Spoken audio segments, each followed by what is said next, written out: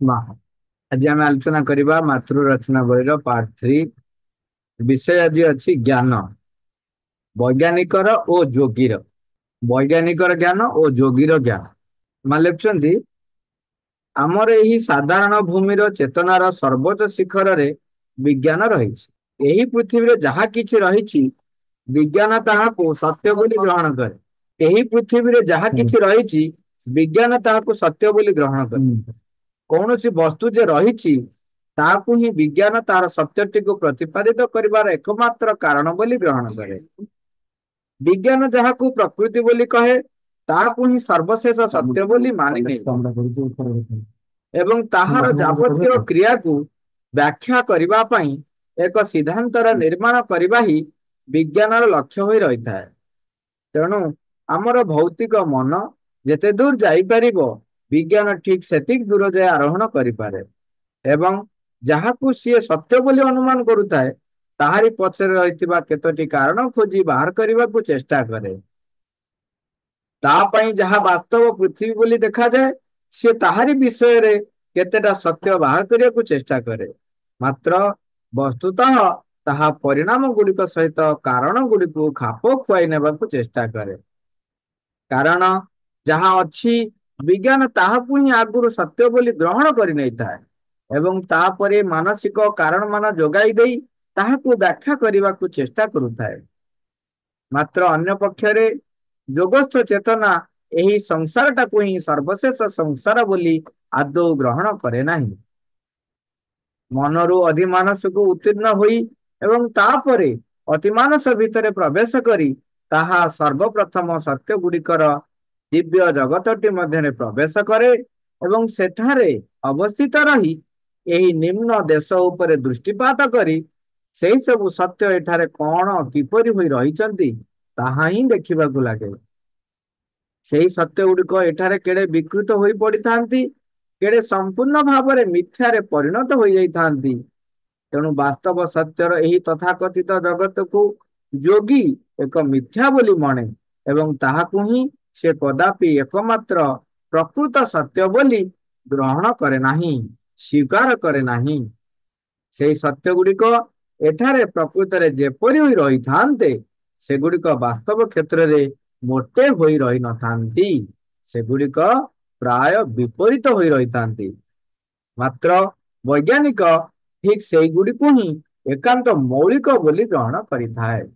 ମା କହୁଛନ୍ତି, ବିଜ୍ଞାନ କଣ କରେ, ଯୋଉ ଜିନିଷଟା ତାକୁ ଆଖି ଆଗରେ ଦେଖା ଯାଉଥାଏ, ଯେତିକି ସେ ଦେଖିଥାଏ ତାହାକୁ ସତ୍ୟ ବୋଲି ମନେ କରେ ଏବଂ ତାକୁ ପ୍ରମାଣ କରିବା ପାଇଁ ତାର କାରଣ ଗୁଡିକୁ ସେ କଣ କରେ, ଫିଟ୍ କରେ। ତାର କାରଣ ଗୁଡିକୁ ସେ କଣ ଚେଷ୍ଟା କରେ, ଯୋଉ ପରିଣାମ ହେଇଛି ସେ ପରିମାଣଟି କିପରି ହେଇଛି। ଏଇଟା ଗୋଟେ ସତ୍ୟ। ଆପଣ ଦେଖନ୍ତୁ, ବିଜ୍ଞାନ ଯେତେବେଳେ ଯୋଉ ଜିନିଷଟିକୁ ବର୍ଣ୍ଣନା କରିବାକୁ ଯାଏ, ତାହା କିପରି ହେଇଛି ସେଇଟାକୁ ସେ ଖୋଜେ ଏବଂ ବର୍ଣ୍ଣନା କରେ। ତାମାନେ ଯାହା ତା ଆଗରେ ଘଟୁଛି, ଯୋଉ ପରିଣାମଟି ହେଇସାରିଛି, ତାହାକୁ ସେ ସତ୍ୟ ବୋଲି ସ୍ୱୀକାର କରିନିଏ ଏବଂ ସେଇ ଅନୁସାରେ ତାକୁ କଣ କରେ, ଖାପ ଖୁଆଇ ନେବା ପାଇଁ ଚେଷ୍ଟା କରି। ତେଣୁ ଆପଣ ବିଜ୍ଞାନର ଯୋଉ ମୂଳ ସେ କଣ ଗ୍ରହଣ କରୁଛି ନା, ଯୋଉଟା ତାହାର ବାହ୍ୟ ଘଟଣା ଗୁଡିକୁ ସେ ଦେଖିଛି, ତାହା କିପରି ହୋଇ ସେଠି ଆସି ପହଞ୍ଚିଛି, ସିଏ ସେଇଟାକୁ କଣ କରେ, ପ୍ରମାଣ ଖୋଜିବା ପାଇଁ ଚେଷ୍ଟା କରେ। ବା କହୁଛନ୍ତି ଅତିମାନସ ସତ୍ତା କଥା ଏଠି ଉଦାହରଣ ଦଉଛନ୍ତି। ଦେବା ପୂର୍ବରୁ ଗୋଟେ କଥା କହୁଛନ୍ତି, ଜଣେ ଯେତେବେଳେ ଯୋଗସ୍ଥ ଚେତନାରେ ରହେ, ଜଣେ ଯେତେବେଳେ ଯୋଗୀଟିଏ ହେଇଥାଏ, ସେତେବେଳେ ସିଏ ଊର୍ଦ୍ଧ୍ୱକୁ ଯାଇ ସିଏ ଅଧିମାନସ ସ୍ତରକୁ ଯାଇକି ମଧ୍ୟ କିମ୍ବା ତାହା ଠାରୁ ଆହୁରି ଉପର ସ୍ତରକୁ ଅତିମାନସ ସ୍ତରକୁ ଯଦି ଗଲେ, ପରମଙ୍କ ସହିତ ଯଦି ସଚ୍ଚିଦାନନ୍ଦଙ୍କ ସହିତ ଯଦି ଯାଇ ଏକୀଭୂତ ହେଲେ, ତେବେ ସେଉଠୁ ତାଙ୍କର ଏକାତ୍ମତା ଦୃଷ୍ଟିରୁ ସେ କଣ କରନ୍ତି, ଯେ ପ୍ରକୃତ ଜ୍ଞାନକୁ ଦେଖି ପାରନ୍ତି, ତାକୁ ସେ ବର୍ଣ୍ଣନା କରନ୍ତି। ବେଳେ ବେଳେ କଣ ହୁଏ, ବିଜ୍ଞାନ ସେଗୁଡିକୁ ଯେହେତୁ ଦେଖି ନାହିଁ, ତାହାକୁ ସେ ମିଥ୍ୟା ବୋଲି କହେ। ଏଠି ଆଉ ଗୋଟେ କଥା ବି ମା କହୁଛନ୍ତି, ଜଣେ ଯେତେବେଳେ ଯୋଗୀ ଯେତେବେଳେ ଉପରକୁ ଚାଲିଯାଏ, ସେତେବେଳେ ସେଠି ଯେତେବେଳେ ପ୍ରକୃତ ସତ୍ୟକୁ ସେ ଦେଖେ, ସେତେବେଳେ ବାହାରେ ଯୋଉ ପରିପ୍ରକାଶ ହେଇଛି ଘଟଣାଟି, ତାକୁ ସେ ସିଧାସଳଖ କହେ ଯେ ନାଇଁ ନାଇଁ ଏଗୁଡାକ ହଉଛି ବିକୃତ କଥା ଗୁଡିକ। କିନ୍ତୁ ସେତେବେଳେ ବିଜ୍ଞାନ ସେଇ ପ୍ରମାଣ ପାଖରେ ପହଞ୍ଚି ନାହିଁ। ଯେତେବେଳେ ପହଞ୍ଚି ନାହିଁ ସେତେବେଳେ ସେ ଯୋଗୀର କଥାଟିକୁ ସେ ଗ୍ରହଣ କରିପାରେ ନାହିଁ। ଆପଣ ଗୋଟେ ଏକ୍ସାମ୍ପଲ ଦେଖିବେ, ବର୍ତ୍ତମାନ ଆମେ ଯେମିତି ସମସ୍ତେ କହୁଛନ୍ତି ଯେ ପୃଥିବୀ ଅ, ଏବେ ପୃଥିବୀ ଚଳମାନ। ଆଗରୁ କଥା କହୁଥିଲେ କଣ ଯେ ପୃଥିବୀ ସ୍ଥିର ବୋଲି। ଇଭିନ ଆପଣ ଯାହାକୁ ଆମେ ଯାହାକୁ ଫାଦର ଅଫ ଜୁଲୋଜି ବୋଲି ମଡର୍ନ ସାଇନ୍ସ କହୁଛି, ଫାଦର ଅଫ ବାୟୋଲୋଜି ବୋଲି ବି କହୁଛନ୍ତି ଆରିଷ୍ଟୋଟଲ, ସିଏ ନିଜେ କହିଥିଲେ। ଆରିଷ୍ଟୋଟଲ ଜଣେ ବୈଜ୍ଞାନିକ, ଆଉ ସେଇ ସମୟରେ ଟିଲୋମି ଜଣେ ବୈଜ୍ଞାନିକ, ଯିଏ କି ସେତେବେଳେ କହୁଥିଲେ ଯେ ପୃଥିବୀ ହଉଛି ସ୍ଥିର, ତାର ଚତୁଃପାର୍ଶ୍ଵରେ ଅନ୍ୟମାନେ ବୁଲୁଛନ୍ତି, ସୂର୍ଯ୍ୟ ପୃଥିବୀ ଚାରିପଟେ ଘୁରୁଛି।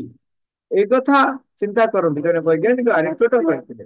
ଏଇଭଳି ଅନେକ ତଥ୍ୟ ରହିଛି ଯେ ବୈଜ୍ଞାନିକ ମାନେ ଗୋଟେ ଗୋଟେ ତଥ୍ୟ ଦିଅନ୍ତି ଏବଂ ତାପରେ ଆଉ ଜଣେ ବୈଜ୍ଞାନିକ ଆସିଲେ, ସେ ତାଙ୍କର ତଥ୍ୟଟିକୁ ସେ ଆଉ ଗୋଟେ ପ୍ରମାଣ ଦେଖେଇକିରି ତାକୁ ପ୍ରମାଣ କରାଇବାକୁ ଚେଷ୍ଟା କରନ୍ତି ଏହା ମିଥ୍ୟା ବୋଲି। ପୁଣି ଆଉ କିଏ ଆସେ, ସେ କହେ ନାଇଁ ନାଇଁ ଇଏ ଯେ ଦ୍ୱିତୀୟରେ ଯେ ପଛରେ କହୁଛନ୍ତି ସେ ମିଛ କହୁଛନ୍ତି, ଭୁଲ କହୁଛନ୍ତି, ଏଇଟା ସତ୍ୟ। ଏଇଭଳି ଭାବରେ ଚାଲିଥାଏ। କାହିଁକି ନା ଏଇ ପୃଥିବୀ ସ୍ଥିର କି ଚଳମାନ, ପୃଥିବୀ ମୁଁ ଗତି କରୁଛି ସୂର୍ଯ୍ୟ ଚାରିପଟେ କି ସୂର୍ଯ୍ୟ ଚାରିପଟେ ପୃଥିବୀ ଗତି କରୁଛି, ଆରିଷ୍ଟୋଟଲ ବା ଅନ୍ୟାନ୍ୟ ବୈଜ୍ଞାନିକ ମାନେ କହିବାର ଅନେକ ବର୍ଷ ପୂର୍ବରୁ ଆମର ନିକୋଲାସ ଯୋଉ କୁପରନିକସ ସିଏ କହିଥିଲେ ଯେ ପୃଥିବୀ ସ୍ଥିର ନୁହେଁ, ସୂର୍ଯ୍ୟଙ୍କ ଚାରିପଟେ ପୃଥିବୀ ବୁଲୁଛି, ସୂର୍ଯ୍ୟ ସ୍ଥିର। ତାକୁ ଗ୍ରହଣ କରିନଥିଲେ। ସେ ଦେଖିଲେ ଯେ ଲୋକମାନେ ଗ୍ରହଣ କରିବାକୁ ପ୍ରସ୍ତୁତ ନୁହନ୍ତି, ତେଣୁ ସିଏ କଣ କଲେ ନା ସିଏ ଯୋଉ ଲେଖା ବା ଯୋଉ ପ୍ରମାଣ ସେ ପାଇଥିଲେ ବା ଦେଖିଥିଲେ ତାକୁ ସେ କଣ କଲେ ମାନେ ରିଭିଲ ନ କରି ରଖିଦେଇଥିଲେ। ତାପରେ ଗାଲିଲି ଯେତେବେଳେ ଆସିଲେ, ସିଏ କଣ କଲେ, ତାଙ୍କୁ ସେଇ ଯୋଉ ପୁରୁଣା ତଥ୍ୟକୁ ଯୋଉଟା କି ନିକୋଲାସ କୁପରନିକସ କହିଥିଲେ ତାକୁ ସିଏ କହିଲେ ନାଇଁ ନାଇଁ ସିଏ ଯାହା କହୁଛନ୍ତି ଠିକ କହୁଛନ୍ତି। ଇଭିନ ଜନ କେପଲର କହୁଛନ୍ତି, ସିଏ ବି କହିଲେ ଯେ ନାଇଁ ପୃଥିବୀ ସୂର୍ଯ୍ୟ ଚାରିପଟେ ଘୁରୁଛି। ବର୍ତ୍ତମାନ ବି ଆପଣ ଯାହାକୁ ପଚାରନ୍ତୁ ସମସ୍ତେ ଏବେ କହିବେ ଯେ ସୂର୍ଯ୍ୟ ସ୍ଥିର, ପୃଥିବୀ ଚାରିପଟେ ବୁଲୁଛନ୍ତି। କିନ୍ତୁ ଅନେକ ଅନେକ ବର୍ଷ ପୂର୍ବେ ଆମର ଯୋଉ ଯୋଗୀ ମାନେ ସେମାନେ ଆରମ୍ଭରୁ କହୁଛନ୍ତି ପୃଥିବୀ ବି ଘୁରୁଛି, ସୂର୍ଯ୍ୟ ବି ଘୁରୁଛି। ବର୍ତ୍ତମାନ ଏବେ ମଡର୍ଣ ଇରାରେ ମାନେ ଏକବିଂଶ ଶତାବ୍ଦୀରେ ବର୍ତ୍ତମାନ ବୈଜ୍ଞାନିକ ମାନେ ଗ୍ରହଣ କରି ଦେଖୁଛନ୍ତି, ହଁ ଯେ ଆମେ ଯୋଉ ଆଗରୁ ଯୋଉ ବୈଜ୍ଞାନିକ ମାନେ କହୁଥିଲେ ଯେ ସୂର୍ଯ୍ୟ ସ୍ଥିର ବୋଲି, ପୃଥିବୀ ଇତ୍ୟାଦି କେତୋଟି ଗ୍ରହ ତାଙ୍କ ଚାରିପଟେ ବୁଲୁଛନ୍ତି, ନା ନା ସୂର୍ଯ୍ୟ ବି ବୁଲୁଛନ୍ତି। କାହିଁକି ନା ଏଇପରି ଅନେକ ସୌରମଣ୍ଡଳ ରହିଛି। ଆମର ବେଦ ଉପନିଷଦରେ ଯୋଗୀ ମାନେ ଯୋଉ ଲେଖି ଯାଇଛନ୍ତି, ସିଧାସଳଖ କଥା ସେ କହୁଛନ୍ତି ଯୋଉ ଆମେ ଯୋଉ ବ୍ରହ୍ମା ବୋଲି ଯାହାକୁ ପୂଜା କରୁଛନ୍ତି, ସିଏ ହଉଛନ୍ତି ଏଇ ପୃଥିବୀର ଜଣେ ବ୍ରହ୍ମା। ଏଇଭଳି ଅନେକ ବ୍ରହ୍ମା ଅଛନ୍ତି। କାହିଁକି ନା ଇଏ ପୃଥିବୀ ଯେପରି ଗୋଟିଏ ଗ୍ରହ, ସେଇଭଳି ଅନେକ ପୃଥିବୀ ରହିଛି ଏବଂ ସମଗ୍ର ସବୁ ଯେତେ ଗୁଡିଏ ପୃଥିବୀ ରହିଛି ସବୁରେ ଜଣେ ଜଣେ ସୃଷ୍ଟିକର୍ତ୍ତା ରହିଛନ୍ତି, ସ୍ରଷ୍ଟା ରହିଛନ୍ତି, ସିଏ ହଉଛନ୍ତି ବ୍ରହ୍ମା। ତେଣୁ ଅନେକ ବ୍ରହ୍ମା ଅଛନ୍ତି। କାହିଁକି ନା ଏଇ ଯୋଉ ବିଶ୍ଵ ବ୍ରହ୍ମାଣ୍ଡ ଯୋଉ ଦେଖୁଛନ୍ତି, ଏହା ଗୋଟିଏ ପୃଥିବୀକୁ ନେଇକି ଗୋଟିଏ ସୂର୍ଯ୍ୟକୁ ନେଇ ତିଆରି ହୋଇନି। ଅନେକ ବର୍ଷ ପରେ ଏବେ ଏବେ ବୈଜ୍ଞାନିକ ମାନେ କହୁଛନ୍ତି ନାଇଁ ନାଇଁ ମିଲ୍କ ୱେ ଅଛି, ଯୋଉଥିରେ କି ଏଇଭଳିଆ କେତେ ଗୁଡେ ସୌରମଣ୍ଡଳ ରହିଛି ଏବଂ ତା ଭିତରେ ସୂର୍ଯ୍ୟ ସିଏ କଣ କରୁଛି ନା ସେ ମିଲ୍କ ୱେ ଗାଲାକ୍ସି ଭିତରେ ଯୋଉ ତାକୁ ଆମେ କହୁଛନ୍ତି ଗାଲାକ୍ଟିକ ସେଣ୍ଟର, ତା ଭିତରେ ସେ ବୁଲୁଛି। ତେଣୁ ଏଇପରି ଭାବରେ ଯେତେବେଳେ ବିଜ୍ଞାନ ଯୋଉ କଥାଟିକୁ ସିଏ ପ୍ରମାଣ କରିବାକୁ ଚେଷ୍ଟା କରିକି ପ୍ରମାଣ କରିପାରିଛି, ତାକୁ ସେ ସତ୍ୟ ବୋଲି ସ୍ୱୀକାର କରେ। କିପରି ହେଇଛି ତାକୁ ପ୍ରମାଣ କରେ।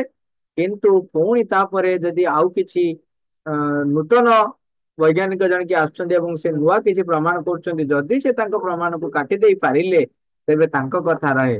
କିନ୍ତୁ ଏଇ କଥାଟି ଯୋଉ ଏଇ ଗୋଟିଏ ଉଦାହରଣ ବି ଯୋଉ କଥାଟି ଆମେ ଆଲୋଚନା ଅବିକା କଲେ, ପୃଥିବୀ ସ୍ଥିର କି ପୃଥିବୀ ଚଳମାନ, ସୂର୍ଯ୍ୟ ସ୍ଥିର କି ସୂର୍ଯ୍ୟ ଚଳମାନ, ये सब घटना भितर ଆପଣ ସିଧାସଳଖ ଦେଖନ୍ତୁ ଅନେକ ବର୍ଷ ପୂର୍ବେ ଯୋଗୀ ମାନେ ଯାହା କହିଥିଲେ ହଜାର ହଜାର ବର୍ଷ ପରେ ବୈଜ୍ଞାନିକ ମାନେ ଗୋଟିଏ ପରେ ଗୋଟିଏ ରିଭିଲେସନ କରି ଆସି ସେଇଠି ପହଞ୍ଚୁଛନ୍ତି। ଶ୍ରୀଅରବିନ୍ଦ ଆହୁରି କହୁଛନ୍ତି, ଶ୍ରୀଅରବିନ୍ଦ କହୁଛନ୍ତି ଏ ସମଗ୍ର ଏଇ ଯୋଉ କେତେ ବଡ ରହିଛି ଏ ବିଶ୍ୱର ଅତୀତ ଆହୁରି ବହୁତ ରହିଛନ୍ତି। ଏ ବିଶ୍ୱାତୀତରେ କେହି ସ୍ଥିର ନୁହନ୍ତି ଏବଂ ତାର ଯୋଉ ପୁରା ଯଦି କଣିକା ସ୍ତରକୁ ଯାଆନ୍ତି ସେ କଣିକା ସ୍ତରର ଭିତରେ ଆପଣ ଦେଖିବେ ଯେ ସମସ୍ତେ ମୁଭ କରୁଛନ୍ତି ଏବଂ ଏବେ ଯୋଉ ବୈଜ୍ଞାନିକ ମାନେ କହୁଛନ୍ତି ଯେ ଚେତନା ବୈଜ୍ଞାନିକ ମାନେ କହୁଛନ୍ତି କଣ ନା ଆଗ ଶରୀରର ପରିବର୍ତ୍ତନ ହେଇଛି ତାପରେ ବାହ୍ୟ ଶରୀର ପରିବର୍ତ୍ତନ ପରେ ସେମାନଙ୍କର ଇଭଲଭ ହେଇଛି ସେମାନଙ୍କର ବାହାରର ଚାଲିଚଳନ ଚେଞ୍ଜ ହେଇଛି। କିନ୍ତୁ ଯଦି ସତ୍ୟ ଦେଖିବାକୁ ଯିଏ ପ୍ରଭୁ କହୁଛନ୍ତି ଚେତନାର ପରିବର୍ତ୍ତନ ପରେ ସେଇ ଚେତନାକୁ ଆବଶ୍ୟକ ହେଉଥିବା ଶରୀରର ଯୋଉ ରୂପ ସିଏ ସ୍ଥିର କରୁଛି କୋଉ ପ୍ରକାର ଶରୀର ହବ। ସିଧା ହବ କି ବଙ୍କା ହବ ଚାରିଗୋଡିଆ ହବ କି ଦିଗୋଡିଆ ହବ କଣ ହବ ତାକୁ ସିଏ ସ୍ଥିର କରୁଛି। ଏଇଗୁଡିକ ବର୍ତ୍ତମାନ ସୁଦ୍ଧା ବୈଜ୍ଞାନିକ ମାନେ ବୁଝି ପାରୁନାହାନ୍ତି କିନ୍ତୁ ପୁଣି ଅନେକ ବର୍ଷ ଲାଗିଯିବ ବୈଜ୍ଞାନିକ ମାନେ ବୁଝିବେ। ଏଇ ଯୋଉ ଅତିମାନସ ସପ୍ତାହ କଥା କହୁଛନ୍ତି ଏଠି ଶ୍ରୀ ଆଉ ଗୋଟେ କଥା କହୁଛନ୍ତି ଅପରିବର୍ତ୍ତନୀୟ ନିୟମ ବୋଲି ପ୍ରକୃତରେ କିଛି ହେଲେ ନାହିଁ। ବିଜ୍ଞାନ ଯୋଉ କହେ ଯେ ଏଇଟା ଅପରିବର୍ତ୍ତନୀୟ ସବୁ କହୁଛନ୍ତି ଅପରିବର୍ତ୍ତନୀୟ ନିୟମ ବୋଲି ପ୍ରକୃତରେ କିଛି ହେଲେ ନାହିଁ। ଆପଣାର ନିର୍ମଳ ସିଦ୍ଧାନ୍ତ ଗ୍ରହ ମୁକ୍ତ ମୁହୂର୍ତ୍ତ ଗୁଡିକରେ ବିଜ୍ଞାନ ମଧ୍ୟ ଏହି ସବୁ ନିୟମ କେବଳ ମନ ପ୍ରସୂତ ଗୋଟେ ବିରୋଚନା ବୋଲି ସ୍ୱୀକାର କରିଥାଏ। ବିଜ୍ଞାନ କଣ କରେ ତାର ଯୋଉ ସୀମିତ ପ୍ରମାଣ ସେ ଖୋଜିକି ପାଏ ତାର ମନଭୂମିରେ ସେ ଯେତିକି ବାଟ ପହଞ୍ଚି ଯାଇପାରେ ସେତିକି ନେଇକି ସେ କହେ। ଆମେ ଜାଣିଛନ୍ତି ଆମର ଗୋଟେ ନର୍ମାଲ ଭାବରେ ଆମେ ଜାଣିଛନ୍ତି ଯେ ପାଞ୍ଚ ପ୍ରକାର କୋଷ ଆମର ରହିଛି ଅନ୍ନମୟ କୋଷ ପ୍ରାଣମୟ କୋଷ ମନୋମୟ କୋଷ ତାପରେ ବିଜ୍ଞାନମୟ କୋଷ ତାପରେ ରହୁଛି ଆନନ୍ଦମୟ କୋଷ ତାକୁ ବ୍ୟାଖ୍ୟା କରିବା ବିଜ୍ଞାନ ପାରିବନି ଯେ ତାପରେ ଯିଏ ମନର ଅତୀତରେ କୌଣସି ଏକ କଥା ଯେ ରିଭିଲ କରିପାରିବ ସେ କଥା ସେ ବୁଝିପାରେନି। ଇଭେନ ଆମେ ଦେଖିବା ଗଣିତଜ୍ଞ ରାମାନୁଜଙ୍କ କଥା ଦେଖନ୍ତୁ ସିଏ ସିଧାସଳଖ ଯେତେବେଳେ କହିଲେ ଯୋଉ ପାଏର ଭ୍ୟାଲୁ ତାଙ୍କୁ ଉପରୁ ଆସିଲା ଉତ୍ତର କୌଣସି ଗଣିତଜ୍ଞ କୌଣସି ବୈଜ୍ଞାନିକ କୌଣସି ବୁଦ୍ଧିଜୀବୀ ସେ ଭାବି ପାରୁନାହାନ୍ତି ଉତ୍ତର ଟା କେମିତି ଉପରୁ ଆସିବ। ସେ କହିଲେ ମୁଁ ପ୍ରମାଣ କରିପାରିବିନି କିନ୍ତୁ ଉତ୍ତରଟି ଏଇଆ ମାନେ ମୁଁ କେମିତି ଆସିଲା ବୋଲି ପ୍ରମାଣ କରିପାରିବିନି। ସେ ଯୋଉ ଉତ୍ତରଟି ଲେଖିଲେ ଏବଂ ସେ ଉତ୍ତରଟି କେମିତି ହବ ତାକୁ ସୁନ୍ଦର ଭାବରେ ଡେରିଭେଟିଭ କରି ଗଲେ। ସେଇ ସମୟର ଯେତେ ମହାନ ଜ୍ଞାନୀ ଗୁଣୀ ବ୍ୟକ୍ତି ଥିଲେ ତାକୁ ବୁଝି ପାରିଲେ ନାହିଁ କିନ୍ତୁ ଦେଖିଲେ ଇଏ ତ ଯାହା କହୁଛନ୍ତି ସତ୍ୟ। ଅନେକ ବର୍ଷ ଲାଗିଗଲା ବୁଝିବା ପାଇଁ କିନ୍ତୁ ସେ ଯୋଉ କଥାଟି କହିଥିଲେ ଯେ ଉର୍ଦ୍ଧ୍ୱରୁ ଅବତରଣ କଲା ତାଙ୍କ ଭିତରୁ ଇଏ ହଉଛି ଯୋଗୀ ଯୋଗ ଯୁକ୍ତ ହେଲେ ଏ ଉତ୍ତର ଆସେ। କହୁଛନ୍ତି ଜଗତ ବୋଲି ବର୍ତ୍ତମାନ ଯାହା କିଛି ରହିଛି ତାହା ଯେ ଅବଶ୍ୟମ୍ଭାବୀ ଓ ତାହାକୁ ଯେ ଆଦୌ ଅନ୍ୟ ପ୍ରକାର କରାଯାଇ ପାରିବ ନାହିଁ ସେଥିରୁ ଆମେ କଦାପି ଏପରି ଏକ ପ୍ରମାଣରେ ଉପନୀତ ହୋଇପାରିବା ନାହିଁ। କେବେ ବି କହିପାରିବନି ଯେ କିଛି କରିହବ ନାହିଁ। ହଁ ଯେତେବେଳେ ଆପଣ ବୁଝୁଥିବେ ଭାବୁଥିବେ ଯେ ଆଗରୁ ଯୋଉ ଯୋଗୀ ମାନେ ଥିଲେ ଆମର ଶଙ୍କରାଚାର୍ଯ୍ୟ ହୁଅନ୍ତୁ ବା ଅନ୍ୟ ତାଙ୍କରି ସଦୃଶ ସେ ସମୟରେ ସମସ୍ତେ କହିଲେ କଣ ଯେ ଇଏ ସଂସାର ଟା ଏ ଜଗତ ଟା ମିଥ୍ୟା ବୋଲି କହୁଥିଲେ ଏବଂ ଆର ସତ୍ୟ ହଉଛନ୍ତି ବ୍ରହ୍ମ ବୋଲି ଯାହାଙ୍କୁ କେହି ଦେଖି ନାହାନ୍ତି ତାଙ୍କୁ କଣ କହୁଛନ୍ତି ସତ୍ୟ ବୋଲି। କିନ୍ତୁ ଜଣେ ଯେତେବେଳେ ଚେତନାର ଉର୍ଦ୍ଧ୍ୱ ସ୍ତରକୁ ଯାଏ ଯେତେବେଳେ ସେଇ ସତ୍ୟର ସଂସ୍ପର୍ଶରେ ଆସେ ସଂସାର ଭିତରେ ଘଟଣା ଗୁଡିକ କେମିତି ବିକୃତ ହୁଏ ସେ ଦେଖେ। ସତ୍ୟର ଯେତେବେଳେ ଉଚ୍ଚତର ସ୍ତରକୁ ଆପଣ ଯିବେ ସେତେବେଳେ ଆପଣ ଦେଖିପାରିବେ ଯେ ଘଟଣା ଗୁଡିକ କେମିତି ବିକୃତ ହେଇଛି। କୋଣରୁ ଦେଖାଯାଏ ସେଠି ଯୋଉ ଚିରନ୍ତନ ସତ୍ୟ ରହିଛି ଯୋଉ ଆନନ୍ଦମୟ ସ୍ଥିତି ରହିଛି ସେଇ ଆନନ୍ଦମୟ ସ୍ଥିତିକୁ ଜଣେ ପହଞ୍ଚି ଗଲେ ସେ ଜଗତକୁ ଯେତେବେଳେ ଦେଖେ ତାକୁ ସେ ଅସ୍ଥିର ଏବଂ ଅସତ୍ୟ ବୋଲି ଦେଖାଯାଏ ତେଣୁ ସେ ତାକୁ ମିଥ୍ୟା ବୋଲି କରେ। କିନ୍ତୁ ପ୍ରଭୁ କହୁଛନ୍ତି ଯେହେତୁ ଆମେ ସେଇ ସତ୍ୟମୟ ଚେତନାରେ ପହଞ୍ଚି ପାରୁନାହୁଁ ଆମକୁ ଏଗୁଡାକ ଲାଗୁଛି ମିଥ୍ୟା ବୋଲି କିନ୍ତୁ ତୁମେ ଯଦି ସେଇ ସତ୍ୟ ଚେତନାକୁ ଏଇ ପୃଥିବୀ ପୃଷ୍ଠକୁ ଅବତରଣ କରି ଆଣିପାର, କିମ୍ବା ସେଇ ଚେତନାରେ ରହି ଏଇ ପୃଥିବୀ ପୃଷ୍ଠରେ ତୁମେ ଯଦି କାର୍ଯ୍ୟ କରିପାର, ତେବେ ଏହି ଯୋଉ ବିକୃତିଟା ରହିଛି ତାହା ତାର ପ୍ରକୃତ ରୂପ ପ୍ରାପ୍ତ ହେଇପାରିବ। ଯେକୌଣସି କଥା ଦେଖନ୍ତୁ, ଆମର ପିଲାଟିଏ ଯେତେବେଳେ ଯୋଉ କଥାକୁ ନେଇକି କହେ ଏଇଟା ଭୁଲ ବୋଲି କହେ, ଆମେ ଯୋଉମାନେ ବଡ ଥାଉ ଆମେ ଜାଣିପାରୁ ସେ ପିଲାଟି ଜାଣିନାହିଁ ବୋଲି ସେମିତି କହୁଛି, ତୁ ଆମେ କଣ କହୁ, ବ୍ୟସ୍ତ ନା ତୁ ବଡ ହେଇଯା। ଆମେ ଜାଣୁ ସେ ବଡ ହେଇଗଲେ ସେ ବୁଝିଯିବ ଯେ ପ୍ରକୃତରେ ସେ ଯୋଉଟା କହୁଛି ସେଇଟା ସତ୍ୟ କି ମିଥ୍ୟା ବୋଲି। ତେଣୁ ଅପେକ୍ଷା କରୁ ସେ ବଡ ହବା ପାଇଁ ବୟସରେ।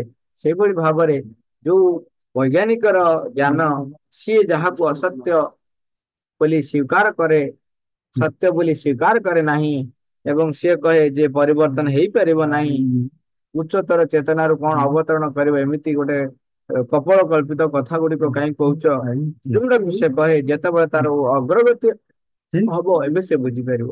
ଏହା ଗୋଟିଏ ଏକ୍ସାମ୍ପଲ ଦେଇ ଆମେ ସାରିବା।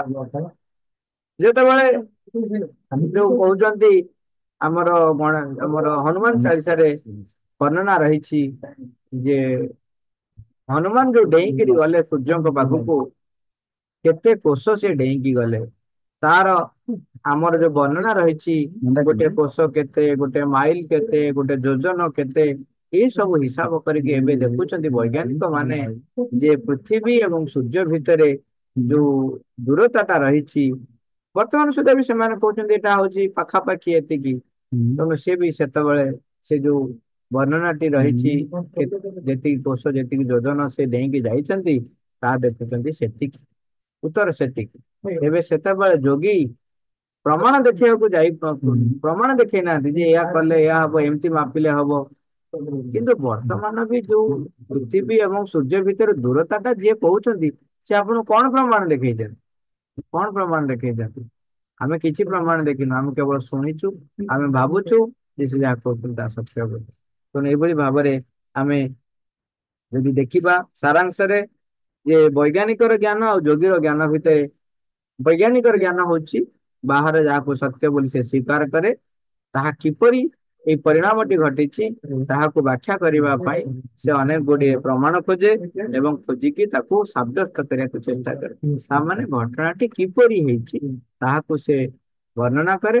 କିନ୍ତୁ ଯୋଗୀର ଜ୍ଞାନ, ଯୋଗୀ ଉଚ୍ଚତର ସତ୍ୟକୁ ଯାଏ, ଉଚ୍ଚତର ଚେତନାକୁ ଯାଏ, ସେଉଠୁ ଯୋଉ ଘଟଣାର ମୁଖ୍ୟ ଉତ୍ସ, ମୂଳ ଉତ୍ସ, ସତ୍ୟ ଦୃଷ୍ଟିକୋଣ ଦେଖେ, ତାହାକୁ ସେ ପରିପ୍ରକାଶ କରେ ଏବଂ ବାହାରକୁ ଯୋଉ ଗୁଡାକ ସ୍ଥୂଳରେ ଯୋଉ ପରିପ୍ରକାଶ ହେଇଛି ବିକୃତ, ସେଇଟାକୁ ସେ ଜାଣିପାରେ ଯେ ଏହା ବିକୃତ ହେଇଛି ଏବଂ ଦିନେ ସମୟ ଲାଗିବ, ଦିନେ ଏଇ ଯୋଉ ପ୍ରକୃତ ସତ୍ୟ ପରିପ୍ରକାଶ ହବ।